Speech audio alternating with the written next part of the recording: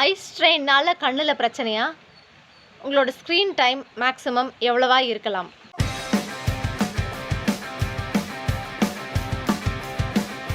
Hello everyone. இன்றைக்கி நம்ம eye strain, அதாவது கண் சோர்வு பற்றி தான் பார்க்க போகிறோம். ஐ ஸ்ட்ரெயின், கண் சோர்வு இதெல்லாம் ரீசெண்ட் டேஸில் நம்ம ரொம்ப அதிகமாக யூஸ் பண்ணக்கூடிய வார்த்தைகளாக மாறிட்டு வருது. இதுக்கு காரணம் என்ன? இப்போ ஸ்கூல் படிக்கிற பசங்களில் 10ல் 7 குழந்தைகள் கண்ணாடி யூஸ் பண்ணுறாங்க. ஐஸில் லென்ஸு சரியாக இல்லை, சுருங்கி இருக்குது, விரிஞ்சிருக்கு, தூரமாக இருக்கிறத பார்க்க முடியல, பக்கத்தில் இருக்கிறத பார்க்க முடியல, பிளர்டாக இருக்குது, ஸ்கூலில் உட்காந்து எழுதும்போது போர்டு சரியாக தெரியல, ரொம்ப பிளர்டு விஷனாக இருக்குது. இந்த மாதிரி நிறைய ஐஸ் சம்மந்தப்பட்ட ப்ராப்ளம்ஸ் சின்ன குழந்தைங்கள்கிட்ட இருந்து இப்போது ரீசெண்டாக நிறைய நம்ம கேட்டுட்ருக்கோம். இதுக்கு எல்லாத்துக்கும் சத்துக்குறவில் ஆரம்பித்து நிறைய பிரச்சனைகள் இருந்தாலும் முக்கியமான காரணம்னு பார்த்தீங்கன்னா நம்ம ஸ்க்ரீன் டைம். நம்ம அதிகமாக மொபைல் பார்க்குறதோ இல்லை டிவி பார்க்குறதோ இதனால் வரக்கூடிய கண்ணில் வரக்கூடிய பிரச்சனைகளை டிஜிட்டல் ஐ ஸ்ட்ரெயின் இல்லைனா கம்ப்யூட்டர் விஷன் சிண்ட்ரோம் அப்படின்னு நம்ம சொல்கிறோம். இந்த ஐ ஸ்ட்ரெயின் வராமல் இருக்கணும்னா நம்ம மேக்ஸிமம் ஒரு நாளைக்கு நம்மளோட ஸ்க்ரீன் டைம் எவ்வளவா இருக்கலாம்? 2 வயதுக்கு உட்பட்ட குழந்தைங்களுக்கு நோ ஸ்க்ரீன் டைம். அதாவது 2 வயசுக்கு கீழே இருக்கிற குழந்தைகளை நம்ம ஸ்க்ரீன் டைமுக்கு பழக்கக்கூடாது. மொபைலை கையில் கொடுத்தோ இல்லை டிவியை போட்டு உட்கார வைக்கிறது, இந்த மாதிரி விஷயங்களை நம்ம பண்ணக்கூடாது. 4-5 இயர்ஸில் இருக்கக்கூடிய கிட்ஸ், அதாவது இந்த கோவிட் டைமில் அந்த பிறந்த குழந்தைகளுக்கு நிறைய இந்த மாதிரி ப்ராப்ளம் இருக்குது. ஏன்னு கேட்டிங்கன்னா பேரண்ட்ஸ் சொல்கிற ஒரே ரீசன், இந்த கோவிட் லாக்டவுன் டைமில் நாங்கள் எங்கேயுமே வெளியே போகாததுனால நிறைய நேரம் டிவி ஆன் பண்ணி எங்கள் குழந்தைக்கு டைம் பாஸ் பண்ணுறதுக்கு கொடுத்தோம், இல்லை மொபைல் கொடுத்தோம், வேறு என்ன பண்ணுறது நாங்கள், இந்த மாதிரி நிறைய பேரண்ட்ஸ் கேட்பாங்க. இந்த மாதிரி அந்த மொபைல்லையோ இல்லை டிவியோ ரொம்ப நேரம் பார்த்து அந்த குழந்தைங்களுக்கு வேறையும் நிறைய பிரச்சனைகள் இருந்தாலும் கண்ணில் ரொம்ப அதிகமான ப்ராப்ளம்ஸை பார்த்துட்ருக்கோம். கண்ணாடி இல்லாமல் எந்த குழந்தையாலையும் புக்ஸை ரீட் பண்ண முடியறதில்ல, கண்ணில் ட்ரைனஸ் இருக்குது, ஐரிஸ் வீங்கி இருக்குது, இந்த மாதிரி நிறைய கம்ப்ளைண்ட்ஸ், நிறைய ப்ராப்ளம்ஸ். ஸோ பேரண்ட்ஸ் கண்டிப்பாக 2 வயசுக்கு கம்மியாக இருக்கக்கூடிய அவங்க குழந்தைங்களுக்கு டிவியை போட்டு உட்கார வைக்கிறதோ இல்லை ஃபோனை கையில் கொடுத்து உட்கார வைக்கிறதோ, அவங்க அழுறாங்க அதனால் கொடுத்தேன், அங்கே ஓடிடுவான் அதனால் கொடுத்தேன், குழந்தைன்னா ஓட தான் செய்யும், சில விஷயங்களுக்கு அடம் பிடிக்க தான் செய்யும், அதெல்லாம் நம்ம சமாளித்து தான் ஆகணும். அதுக்காக ஃபோனையோ இல்லை டிவியை போட்டு உட்கார வைக்கிறது, இந்த வேலையை தயவு செஞ்சு பண்ணாதீங்க.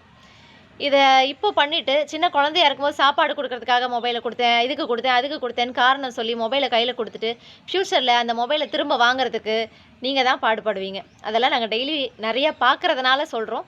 தயவு செஞ்சு இந்த மாதிரி மொபைலை கையில் கொடுத்து உட்கார வைக்க வேண்டாம்.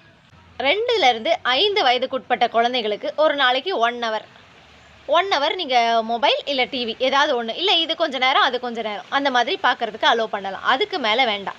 அதுவும் அந்த 1 ஹவரும் கூட பேரண்ட்ஸோட சூப்பர்விஷனோட மட்டும்தான். பேரண்ட்ஸோ இல்லை தாத்தா பாட்டியோ யாரோ பக்கத்தில் உட்காந்து தான் நீங்கள் அந்த மொபைலை பார்க்க அலோவ் பண்ணலாம். 6 வயசுலேருந்து 12 வயசுக்குள்ளே இருக்கக்கூடிய குழந்தைகளுக்கு ஒரு நாளைக்கு மேக்ஸிமம் 2 ஹவர்ஸ் நீங்கள் ஸ்க்ரீன் டைம் கொடுக்கலாம்.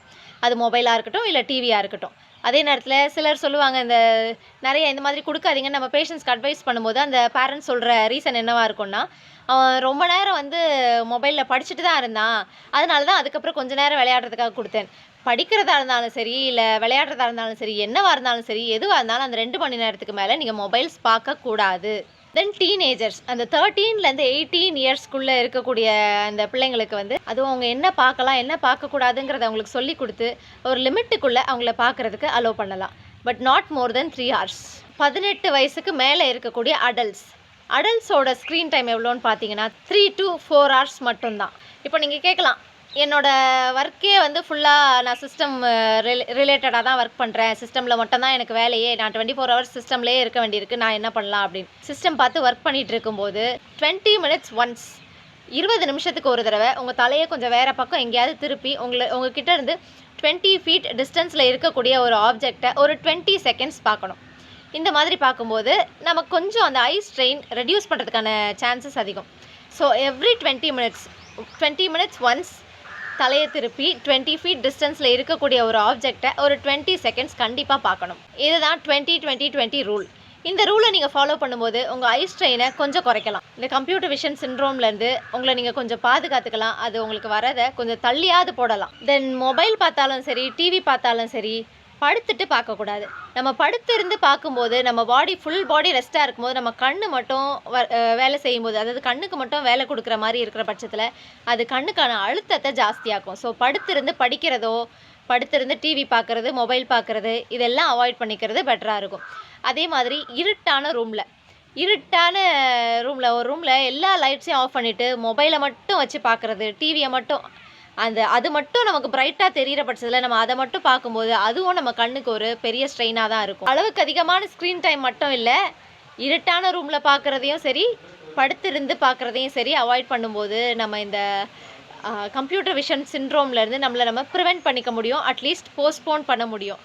சிஸ்டமில் ஒர்க் பண்ணுறவங்க 20-20-20 ரூலை மறக்க வேண்டாம். இன்கேஸ் இந்த மாதிரி ஐ ஸ்ட்ரெயினால் உங்கள் கண்களில் ஏதாவது ப்ராப்ளம் வந்தால் இதுக்கான தீர்வும் ஹோமியோபதியில் இருக்குது. ஹோமியோ மெடிசின்ஸில் கண்கள் சம்மந்தமாக என்ன பிரச்சனை இருந்தாலும் சரி, கேட்ராக்டாக இருந்தாலும் சரி, இல்லை மயோப்பியா, ஹெட்ரோமயோப்பியா, எந்த ப்ராப்ளமாக இருந்தாலும், அதாவது தூர பார்வை, கிட்ட பார்வை, இந்த மாதிரி எந்த விதமான பிரச்சனைகளாக இருந்தாலும் சரி, இது எல்லாத்துக்குமே மருந்துகள் இருக்குது. தீர்வு இருக்குன்றதுக்காக நம்ம என்ன வேணால் பண்ணலான்றது அர்த்தம் இல்லை. என்னதான் மருந்துகள் இருந்தாலும் நம்ம கண்களை நம்ம பாதுகாக்க வேண்டியது நம்ம கடமை. கண்கள் இல்லாமல், பார்வைகள் இல்லாமல் கஷ்டப்படுறவங்க எத்தனை பேரை நம்ம பார்த்துருப்போம். நமக்கு இவ்வளோ நல்ல கண்களை கடவுள் கொடுத்துருக்கும் போது அதை நம்மளே கெடுத்துக்க கூடாது. So take care of your eyes. Be happy, stay healthy.